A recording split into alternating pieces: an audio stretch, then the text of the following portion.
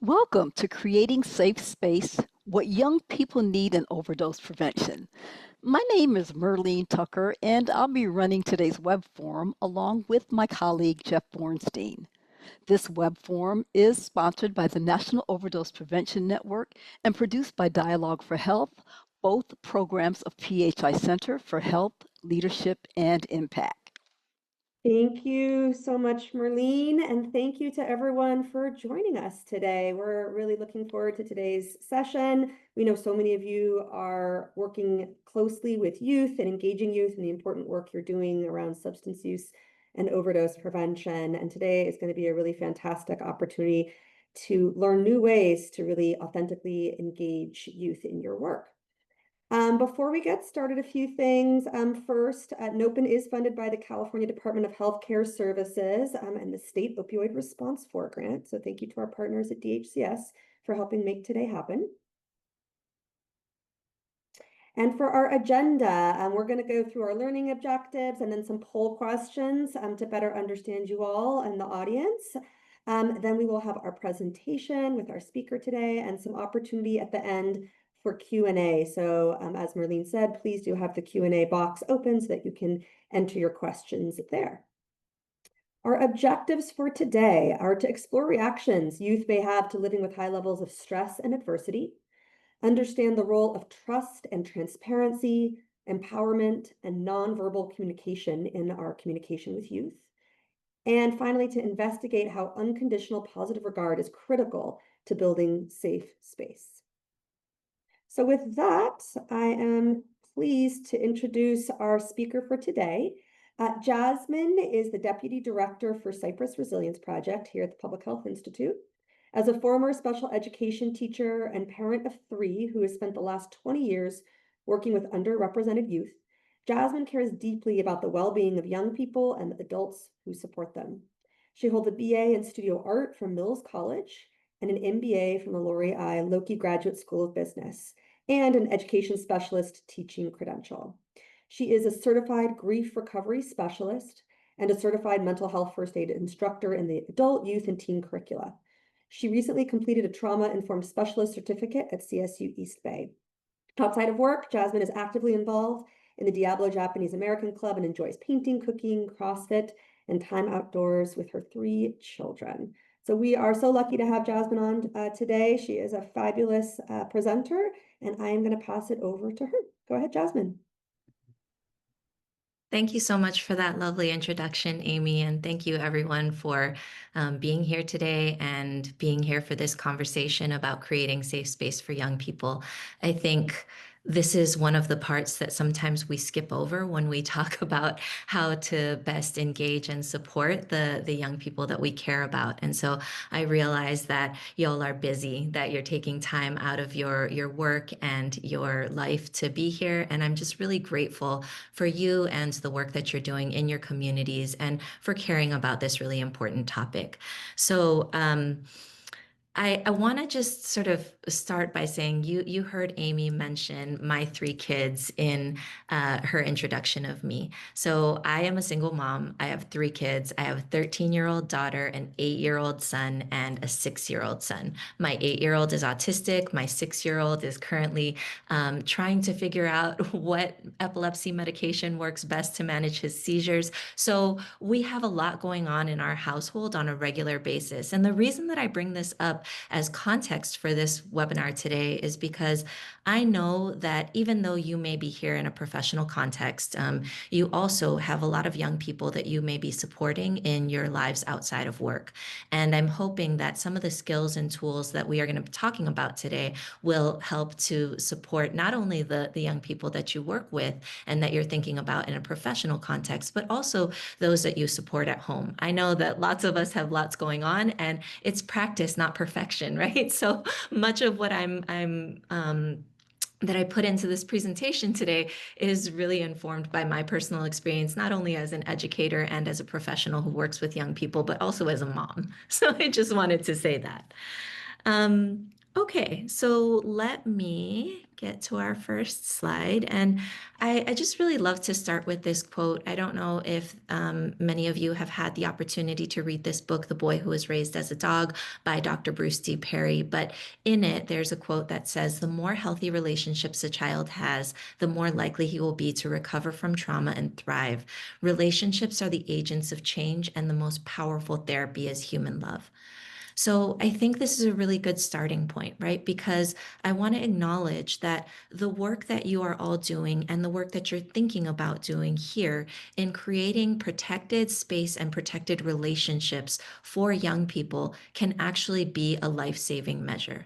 When we talk about substance use, when we talk about harm reduction, this is really the first step, right? Building that trust, building that safe space so that the young people we work with feel like they are willing to hear what we have to say. They feel like they are valued and cared about, regardless of what challenges they're experiencing or what their lived experiences may be. So, this is a really good starting place for our discussion today.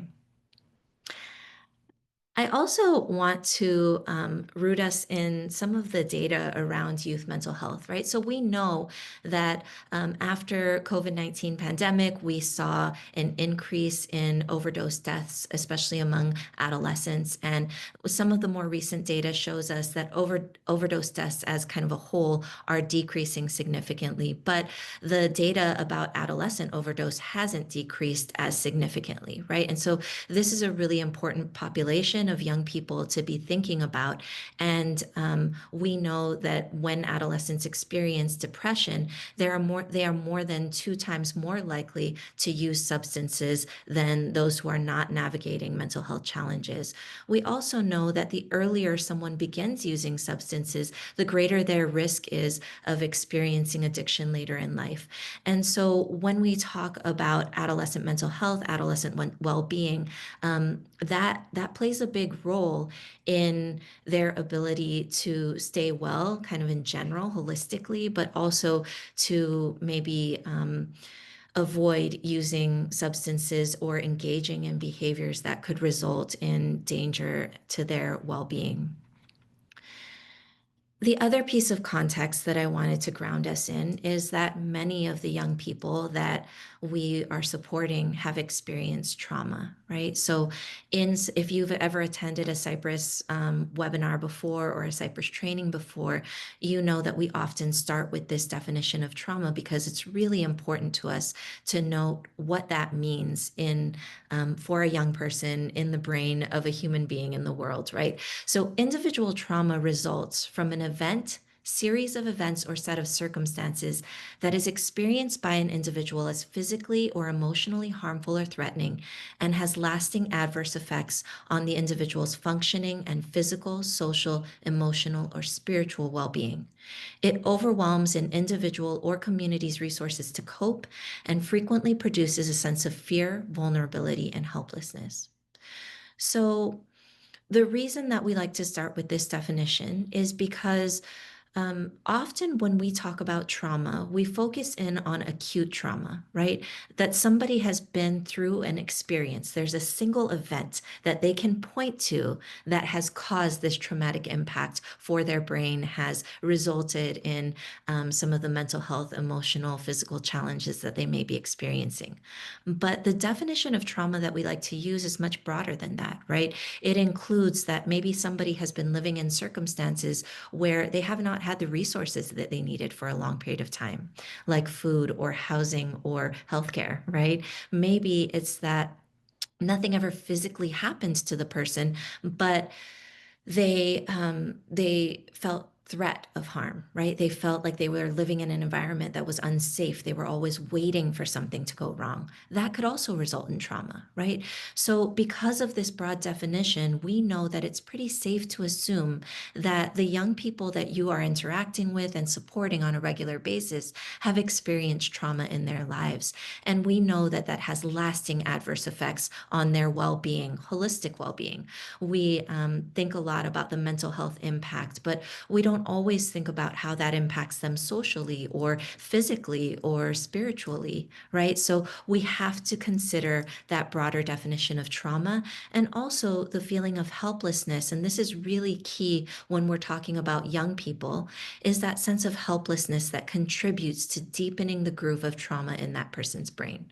So when we talk about helplessness, if someone feels like they do not have the resources or the power to navigate the situation that they're experiencing, that is a much more intense trauma than if they feel they have the resources to navigate that situation, right? And so that helplessness comes into play because many of the young people we interact with may not. A lot of decisions are made for them by systems, by adults around them. They don't have a lot of autonomy and power. And because of that, the trauma feels deeper, right? And is deeper for their brains. So I want to acknowledge that that is also a factor when we're talking about the well being of young people.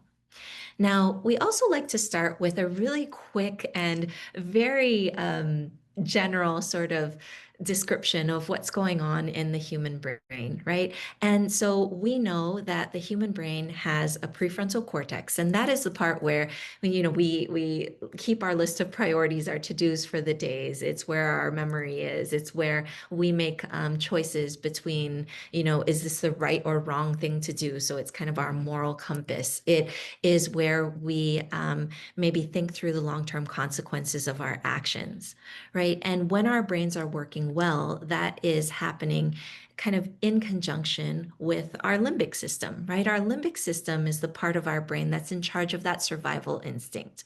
So is constantly scanning our environment for threat of safety, is thinking about, how do we protect ourselves? When do we have to jump into action? And the reason that I bring this up is because I know, at least as a parent with my own kids, right? There are some times when my 13-year-old daughter makes a decision or does something, and I'm like, where is that coming from? Right? What informs that? Why did you choose that instead of the thing that I thought was smarter from an adult perspective, right? And so it's really important to acknowledge that, for a young person, not only is that prefrontal cortex not fully developed yet, but also there is a lot going on in that dynamic between the prefrontal cortex and that survival instinct, which is that limbic system, right? And this makes perfect sense when we think about our hunter-gatherer ancestors, right? So we are all descendants of hunter-gatherers. And when maybe our ancestors were out hunting and gathering, if a tiger jumped out of the bushes, um, the brain doesn't want us to sit there and use that prefrontal cortex to wonder things like, I wonder if this tiger has eaten something already today. I wonder if this is a not nice tiger or a nice tiger. I wonder if this tiger would be offended if I threw a rock at it, right? It doesn't want us to use that prefrontal cortex to hesitate and think through the difference between right and wrong, or the difference between, the various actions that we can take. The limbic system kicks in, that prefrontal cortex turns off. The limbic system floods our body with chemicals like adrenaline and cortisol, and we jump into action, right? So many times, what we see is that young people who have experienced trauma or are currently undergoing high levels of stress might make decisions just based on that limbic system, which is not a decision at all, right? We might see them go into fight mode, or to flee a situation, or to freeze or try to appease, right? So there are different survival instincts that come into play. And what we often see is the product of that prefrontal cortex shutting off. And, they are no longer thinking about what is the long-term consequence of the action that I'm about to take. What is the difference between right and wrong? How does what I'm doing impact the feelings of the people around me? And I think that if we consider this, especially when working with young people who are navigating challenges, it helps us to understand a little better where that might be coming from, right? We're not going to write them off and just say, oh my gosh, that young person is, not smart or too impulsive, or, they don't care about the people around them. It might not be that, right? It might not be that they don't care. It's because they are in that survival mode. on top of not having a fully developed prefrontal cortex to begin with, right? So at Cypress, we often compare it to like jiggly banana bread. When you put the banana bread in the oven and it's not fully done yet, and you bring it out and it's a little jiggly, that's kind of what we think about, is like it's not fully functional yet. So I see folks laughing, but that's what we think about, is like I think about sometimes when my daughter makes a decision, I'm like, okay, jiggly banana bread. So that's a little bit of context about what's happening in that brain, right? We also have to remember that the adolescent brain has some specific jobs that it's working really hard to do. And that those are these four things here on this slide. So standing out, right?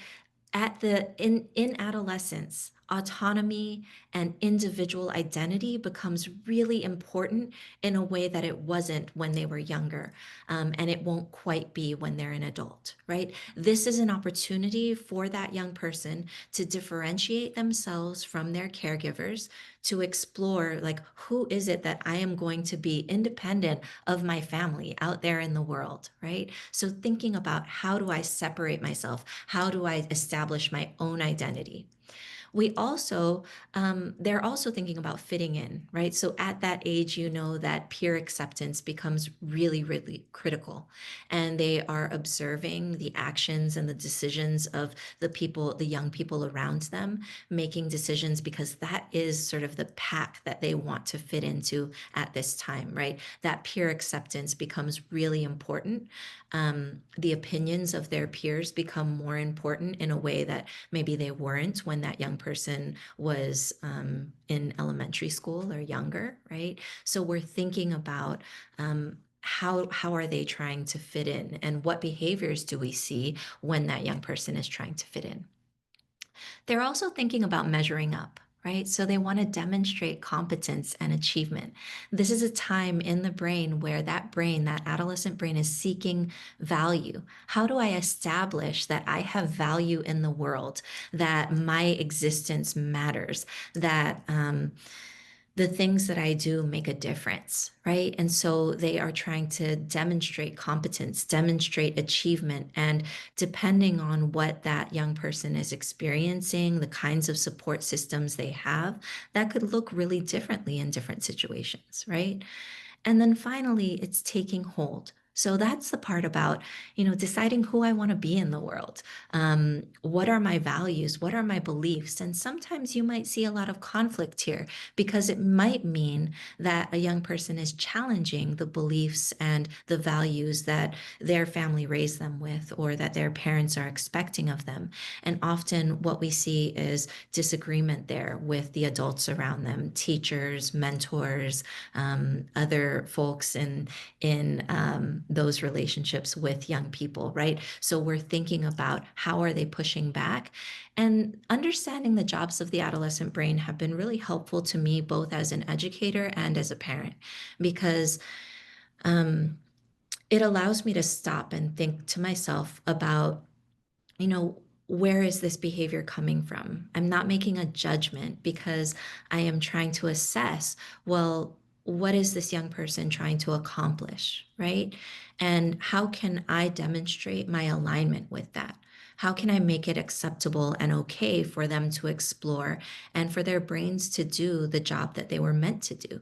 So, thinking about this as you're interacting with the young people you support is going to be really, really important as well. So that's kind of a little bit of context to ground us in our discussion today about creating safe space for young people. So how do we do it, right? It turns out that where, how, what we communicate matters. And I think that it's really cool. You like my owl? Yeah, I like this owl too. But I think that what this is a really great opportunity for us to be really intentional about giving some thought to this, right? This isn't something, this is a part, like I said at the beginning, that we often skip over as adults when we are thinking about how best to support young people, because we're already thinking about, what are all of those solutions? What are the resources that we need? How are we going to structure programming? How are we going to educate folks? What kinds of systems do we need to change? But we don't think about the setup for it, right? Like, where do we want to have the conversation? How do we want to have the conversation? When is the best time to have these conversations? And so this moment of intentionality is really important. So just as we're getting started, I want everybody to kind of like close your eyes or just take a second to think back to when you were an adolescent and identify an adult that you felt you could talk to about anything or most things, right? And you don't have to share that out via the Q&A or anything like that, but I want you to think about that person and their presence, what they were like, and how they treated you. And just kind of hold that image in your mind as we talk about um, the concepts today. All right, so I'm hoping that many of you are holding fond memories of an adult that you had an especially safe connection with when you were an adolescent. Um, and I think that this is always a helpful exercise for me because I think about people like my art teacher, Miss W, and my, a mentor that I had when I was in middle school, and my college cross country coach, right? So I hold those people in my mind when I think about how I want to relate to the young people around me. And much of what we're going to talk about today is grounded in SAMHSA's 6 guiding principles for trauma-informed practice. So the ones that I want to focus in on are: how do we establish safety? How do we build trust and transparency? And how do we allow empowerment, voice, and choice in our relationships with the young people we support? So I want to do a quick reminder that safety is experienced holistically. I think often when we think about safety, we think about physical safety, right? Like, how am I supposed to keep this young person safe? I know as a parent, I think about physical safety all the time, right? When Theodore, my youngest child, is having seizures, or when I'm supposed to teach Raymond how to, stop and hold my hand before we cross the street. We are thinking a lot about how to keep young people physically safe. But we also want to remember about the important components of social and relational safety, emotional safety, and spiritual safety. And when we talk about spirituality in this context, what I'm talking about is how we feel connected to something larger than ourselves. So it could be religion, it could be about community, it could be about culture and values, but how do we establish that safety and acceptance for the young person that we're supporting? So I just want to make the point that this is a holistic sort of experience of safety. We're not just talking about physically safe environments. So the first step, I think, is to set the stage for positive interactions, right? And this is a really important piece because it's something that we often don't consider as adults when we are walking into interactions with young people. So the part that I highlighted here on this slide is to remember that sensory and regulatory needs must be met first, right? So if you are trying to interact with a young person in an environment that is really hectic, inherently stressful, where maybe there is a lot of distraction, where there is a crowd or a fight going on, or various people interrupting the conversation with all of their needs, you have to think about how you want to set the stage for the interaction, right? And where we have conversations with the young people we support really makes a difference. If you're thinking about setting up a classroom environment, or an environment at a community center, or bringing young people into a meeting space, think first about their regulatory needs. Think about access to basic needs like food and water, and whether there's a bathroom nearby, right? Think about lighting. What does it look like in the place that where you are? I think about this. I'm forced to think about this a lot with my 8-year-old son, who I told you is autistic. Raymond has a lot of really intense sensory needs, and I've seen the way that it plays out when his sensory needs are not met. We can be, really quickly, within seconds, on the path to a meltdown. Whereas if I take the time to meet his sensory and regulatory needs first, we can have a really positive interaction. So, the lighting, the noise level, the temperature, whether or not, like if you are going to place a demand on a young person to do a task, do you have the tools and supplies necessary for them to do that task? Thinking about privacy, inclusivity. So remember all of these as part of setting the stage for those positive interactions we want to have with the young people we support. And then I'm seeing some questions come in through the chat that I want to address really quickly. So, setting the stage as how the young person would like to communicate, absolutely. So, I think it's really important, and we'll talk about this a little more when we get to the part about autonomy and, but having some communication with the young person about what's most comfortable for them, right? Not and I think part of this too is differentiation, right? Understanding that not every young person is going to want to communicate with us in the same way. And so looking at what those needs are and hearing them out about what they need or offering options can be a really important piece. And then, Avery, if you'll hold on to that question, we'll talk about that in just a second as well, because I think what you're bringing up is a really important point.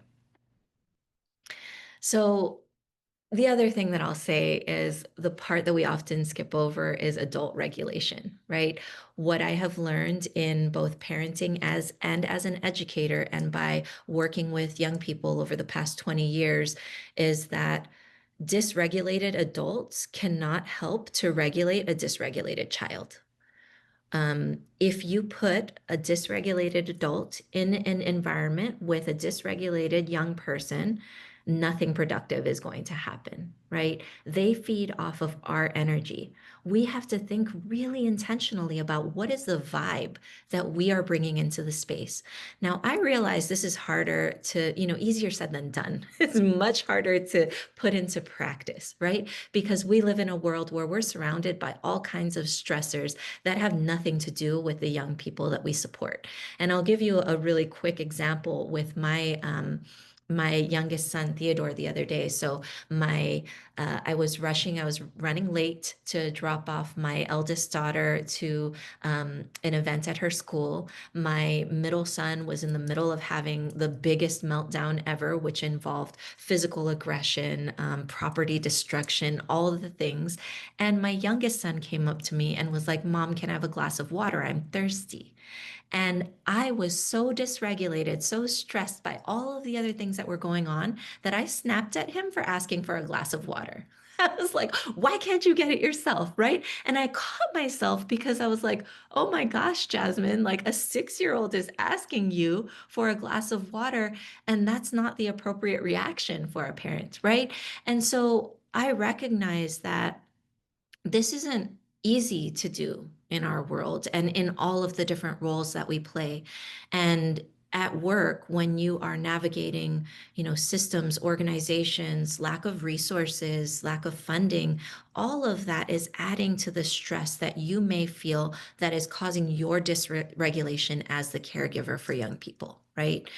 Um, so I think that part of this is just being really self-aware, making sure that before you enter into a meaningful interaction with a young person, you take a quick second to check yourself. Take inventory of what's going on in your own body, right? Mindfulness can be really helpful for that.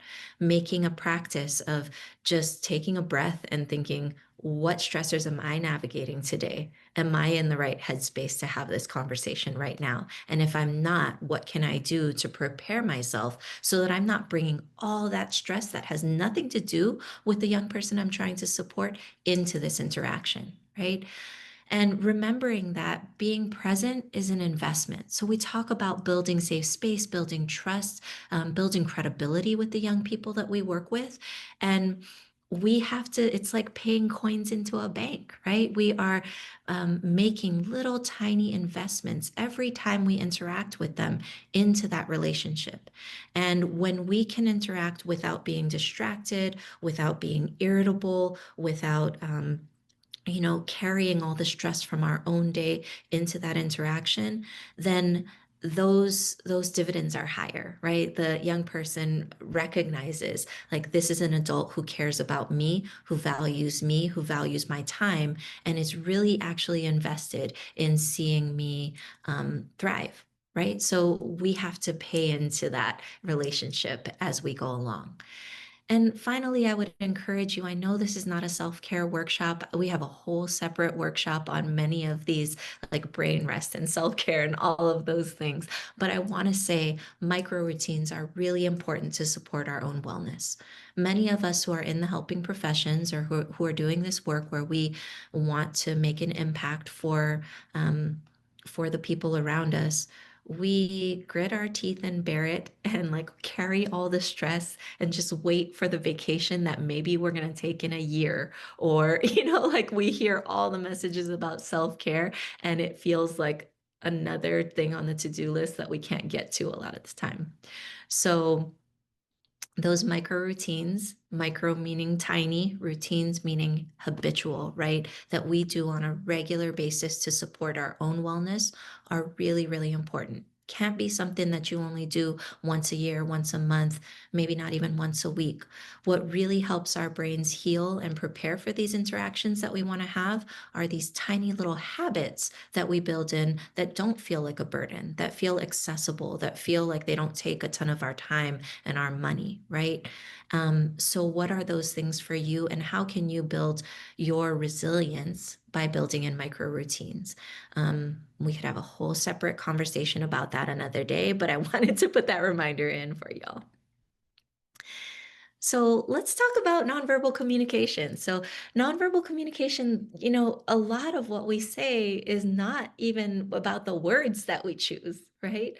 The It's about our body language. It's about our physical proximity. So, paying attention and being really aware of how our physical presence impacts the interaction with the young person. And again, this means that you're going to have to be assessing the entire time that you are interacting. We do this with intention, right?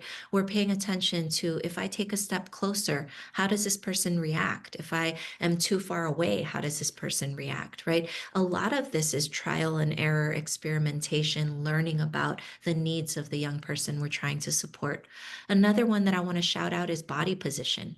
I found, especially, so I was teaching during the pandemic, and when we all went to shelter in place and started doing distance learning, if I wanted to have a one-on-one check-in with a student, and if they had their camera on, this was not effective. Me being like this. So, how are you feeling today?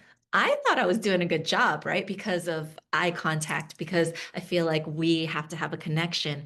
But what was really helpful to make the young person feel like there was less pressure in that environment was if I sat more casually. So, like, maybe I lean back in my chair or I turn slightly to the side and I'm like, yeah, so can you tell me a little bit about like what happened in class today or how's it going at home, right? And that tiny little shift in body language made a really big difference in how much the young person was able to disclose or willing to disclose. I have eye contact on there with a question mark because many times we ask adults, what do you think is the most important thing to show a young person that you're listening? And people will say eye contact, eye contact. But what we've observed is that, especially for young people with trauma, lived experiences of trauma, sometimes eye contact can feel like a lot of pressure, right? Even for my 13-year-old daughter, I'm much more likely to be able to have a positive, safe, productive interaction with her if we do more side-by-side communication. What I mean by that is instead of sitting across a table and saying like, so tell me about how school was today, I will say, hey, do you want to come with me to walk the dog? And then we walk and talk. Or maybe I'm like, could you help me come prep the vegetables for dinner? And we're like cutting vegetables and chatting. The kind of taking some of that pressure off is a really effective strategy for communication that is more open, that feels safer for the young person. So think about how you can build in some activity to your interactions and think about, what the setting is like, what kind of activity you're doing, etc. And then we get to verbal communication, which is also really important, right? So I know that for me, at least, someone's tone of voice makes a huge difference in how we perceive what they're saying.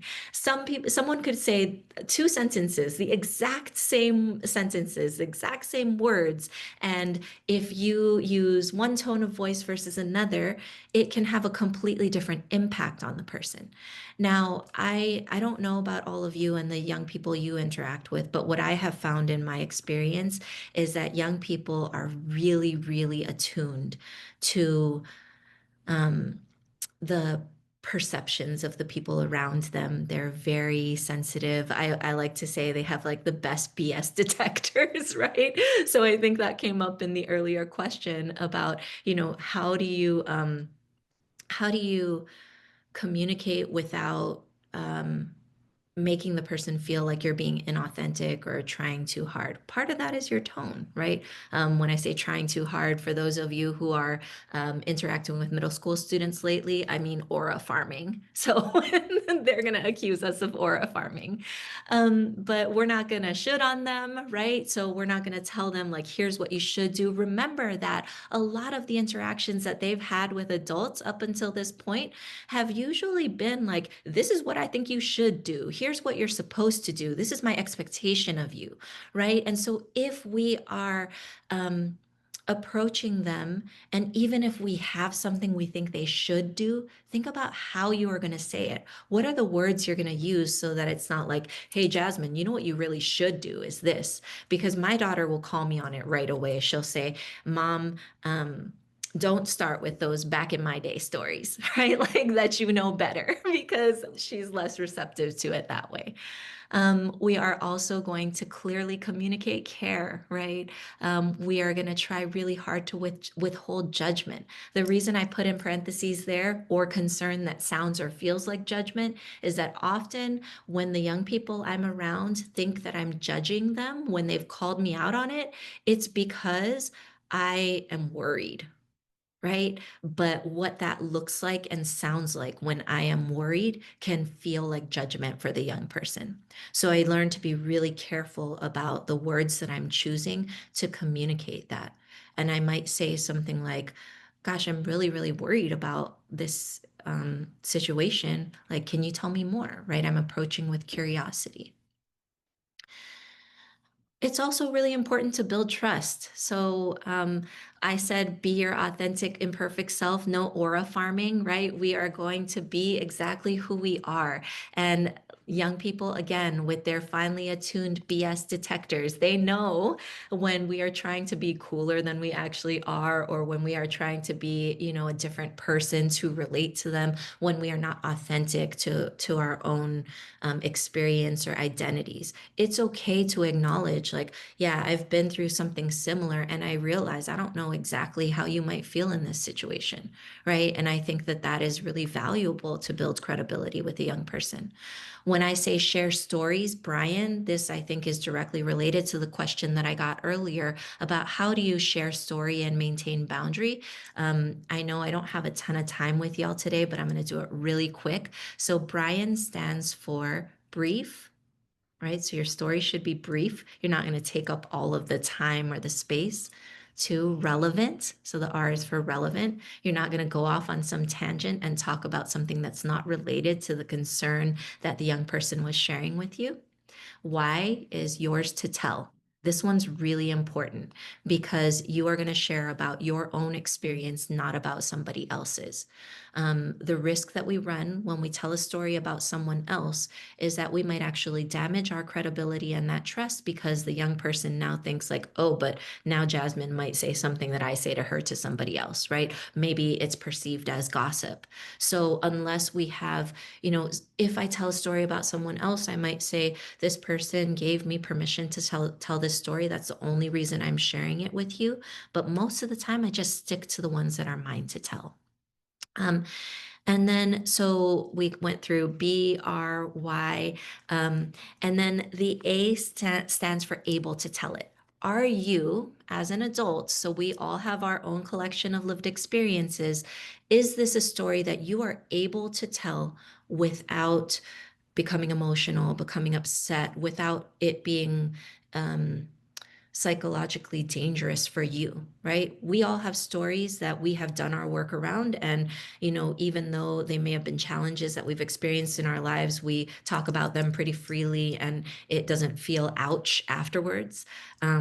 If there is a story that we have not done our work around and we know that it is likely to make us emotional, then we're going to refrain from telling it in this setting because we don't want to shift the dynamic of power where the young person then feels like, oh my gosh, I am obligated to take care of this adult now, right? So BRYA. And the last one is non-judgmental or non-stigmatizing. So just make sure that the story that you're telling doesn't have like a moral to it or a message to it that feels stigmatizing to what the person may be experiencing.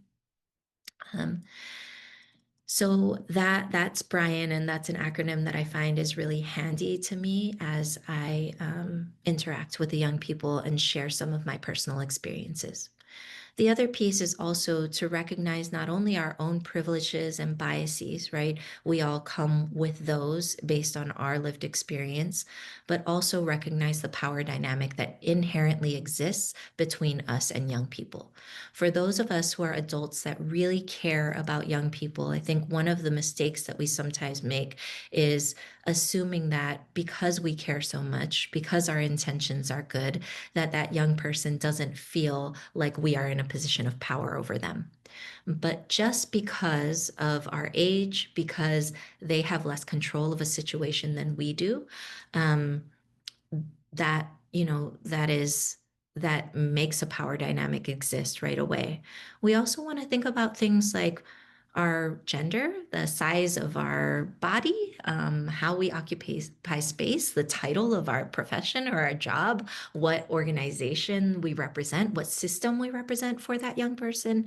And so walking in with sort of an awareness of how they may perceive you is a really important piece. And there are things that you can do to ensure that you are diffusing some of that tension that might exist because of the power dynamic. Okay, and then empowerment, voice, and choice is a really important one, right? So this is about allowing room for autonomy. Remember, when we think back to the jobs of the adolescent brain, part of it is to differentiate from the adults, the adult caregivers in their lives, to establish identity, to establish individuality. And so, when we allow room for autonomy, when we allow options, that can be really important, right? So the way that we like to talk about giving options here at Cypress is we peas and carrots them. So even if there is a boundary that we have to uphold, right? We are not saying like, you can have whatever you want. It's not, there is still a boundary, but within that boundary, there are options, right? So asking for their input. We say peas and carrots because it is something that some of the parents on our team can relate to. We tell our kids like, yep, there's going to be vegetables at dinner, but would you like peas or would you like carrots, right? So peas and carrots them, giving options even within boundaries. Also, remembering to take a second to reinforce and do shout outs, to lead with gratitude, right? To say, thank you so much for telling me that. Thank you for sharing that with me. Thank you for being here. Thank you for being you, right? All of those things are, again, coins in the bank of that relationship that we can often skip over when we have a bigger agenda or a goal that we're trying to achieve with a young person. Sometimes we have pressures because of funding, because of the objectives that our organization has set out for us, because of the job that we know that we're supposed to do, because we have these bigger goals related to maybe harm reduction or recovery. And taking a minute to intentionally celebrate and shout out the successes along the way is another way to build credibility, to empower that young person to feel like, hey, I'm on the right track. What I'm doing has value. Even in the face of challenges, there are still wins here. There are still little wins, right? And sometimes the young people that we interact with don't get a lot of that from adults. And so it's a really important thing to build in. And when in doubt, I say to use the three C's. So here at Cypress, our three C's are being caring, consistent, and curious, right? And that's a way to ground ourselves in how do we want this conversation to go? I want to communicate that I care.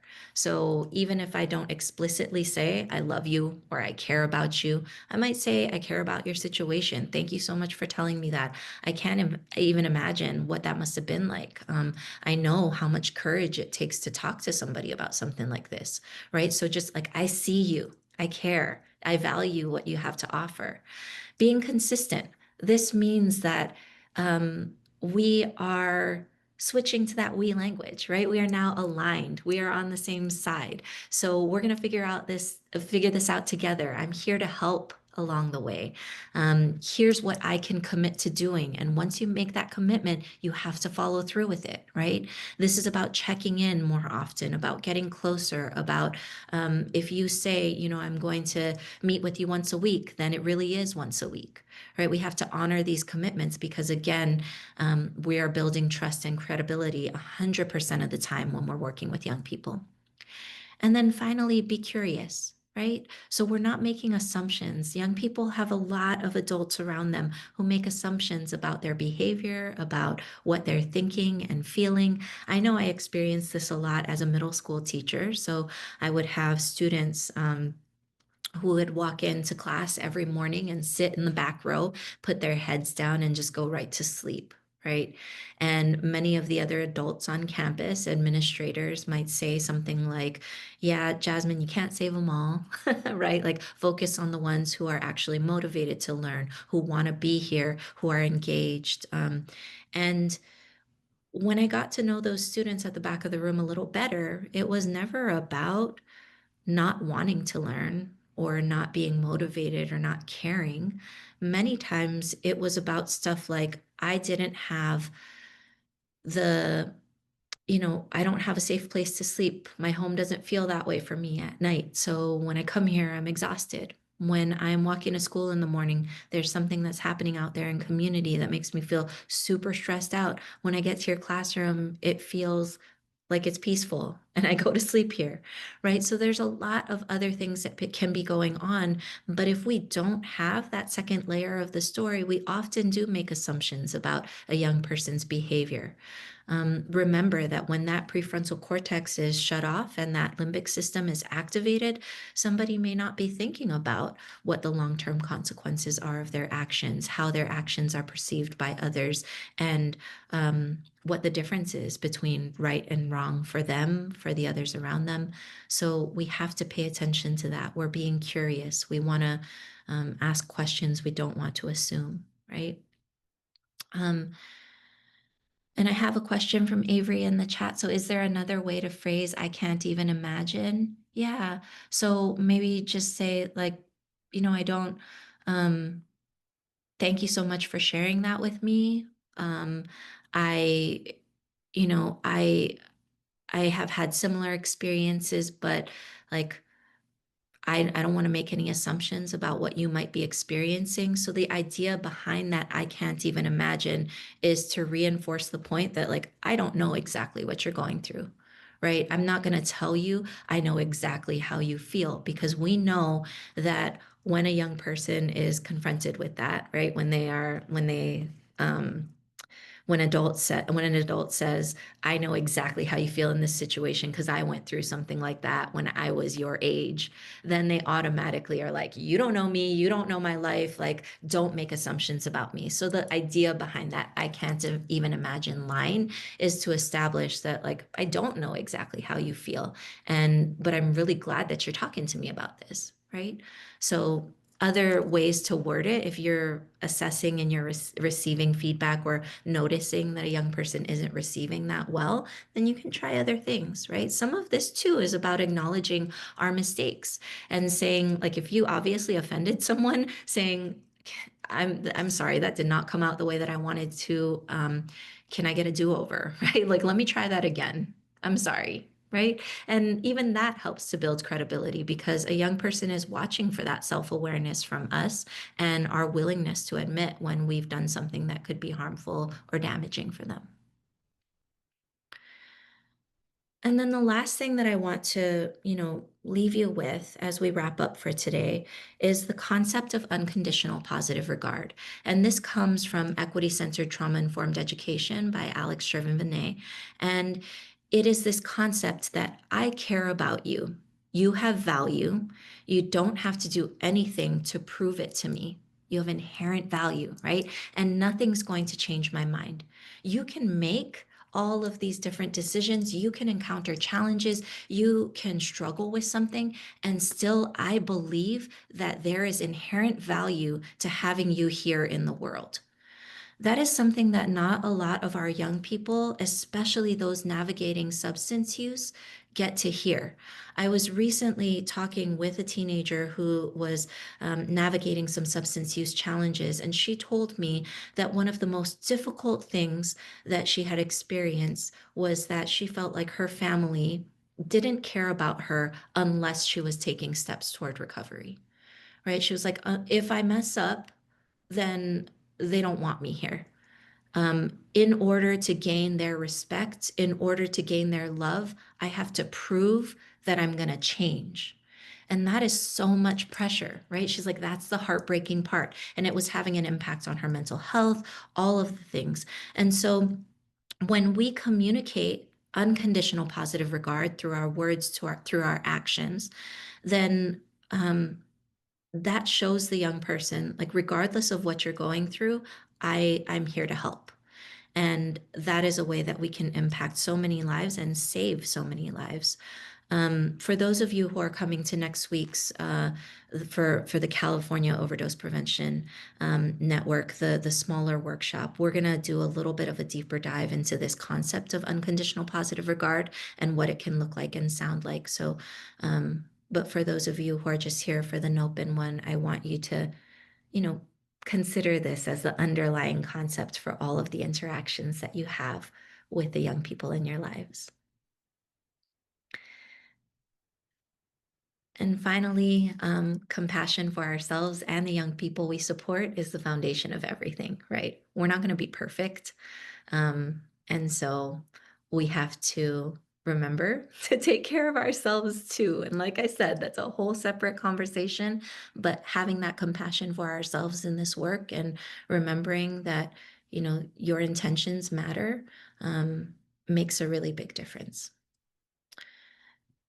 I've included some of the sources and resources that I've used. I've also, they've been popped into the chat during this. So please feel free to take a look at that when you have a chance.